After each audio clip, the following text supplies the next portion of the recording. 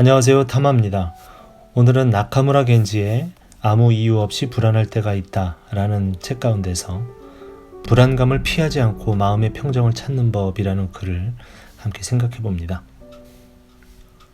불안감이 지나치게 강하면 우리 마음속의 여유가 사라지죠. 마치 머릿속에서 큰 비명이 울려 퍼지고 있는 상태일 겁니다. 이렇게 불안감이 너무 강하게 되면 우리는 극단적인 반응밖에 하지 못하게 됩니다. 위험이 닥쳤다고 느꼈을 때 맞서 싸우거나 아니면 도망치거나 둘 중 하나의 반응을 보이게 되는 게 우리의 마음입니다. 인체 생리학에서는 싸우거나 도망치거나 하는 반응이라고 이렇게 명명을 하는데요. 위급한 순간에 싸우기 반응을 선택하는 경우에는 평소에 볼 수 없었던 괴력을 발휘해서 싸우게 됩니다. 이렇게 생각하면 그 반응 자체는 나쁘다고 볼 수만은 없죠. 가령 원시시대에는 살아남기 위해서 우리가 싸우거나 도망치거나 이 반응이 반드시 필요했습니다. 그 시대의 위험의 종류라고 하는 것들은 어떻게 보면 삶과 죽음을 가르는 문제가 아마 대부분이었을 겁니다. 큰 동물을 만났다거나 아니면 위험한 자연 지형지물을 만났다거나 그런 것들이겠죠. 그래서 싸우거나 도망치거나 이 반응이 나타나야만 목숨을 보존할 가능성이 높았습니다. 그것도 아주 빠르게 판단을 해야 했죠. 그래서 맹수와 마주쳤다면 즉각적으로 싸우자 아니면 도망치자 둘 중에 하나를 선택하지 아마 우물쭈물할 시간은 없었을 겁니다. 그런데 요즘은 어떻습니까? 아마 특수한 직종 몇몇을 제외하고 지금을 살아가는 우리들에게 원시시대처럼 위험은 곧 죽음과 같은 상황을 맞닥뜨리지는 않을 겁니다. 고작해야 업무 평가가 낮은 점수를 받는다든가 친구와 사이가 틀어진다든가 사회적인 혹은 인간관계적인 그 위험 요소만 있을 겁니다.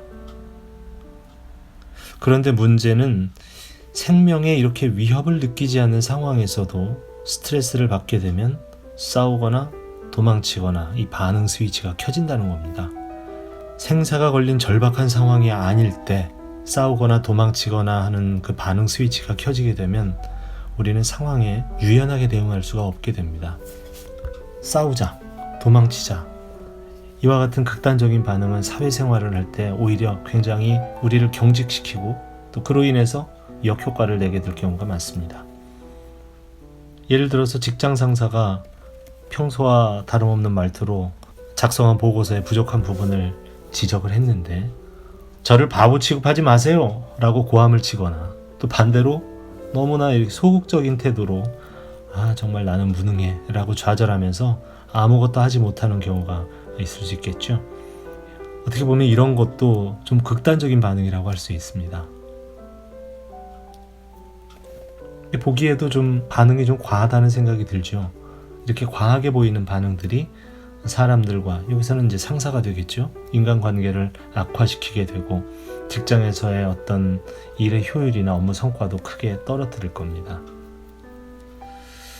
그러면 어떻게 하는 게 좋을까요? 이렇게 싸우거나 도망치는 게 적절한 반응이 아니면 어떻게 해법을 찾아야 할까요? 적당한 불안을 느끼고 즐기는 겁니다. 앞에 의해서 만약에 상사의 지적에 적당한 불안감을 느낀 사람이라면 보고서 작성 실력을 향상시켜야겠다 이런 동기부여가 될 것이고요. 그렇게 의욕이 높아진 상태에서 보고서 작성 실력을 향상시키기 위해서 노력하다 보면 결국 보고서 때문에 상사에게 지적받는 횟수가 줄게 되고 자신의 어떤 평가 점수도 점점 높아지겠죠. 이제 문제는 이런 적당한 불안감을 갖기가 어렵다는 겁니다.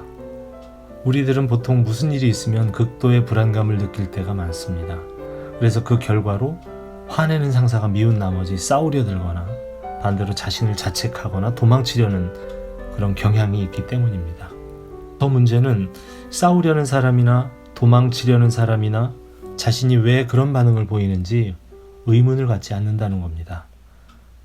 그래서 자신의 불안감이 이유가 있는 필연적인 불안감인지 아니면 이유가 없는 지나친 불안감인지 명확하게 구별하는 게 중요할 것 같습니다. 자, 지금까지 타마였습니다. 오늘도 함께 해주셔서 감사드리고요. 다음 시간에 또 인사드리겠습니다. 고맙습니다.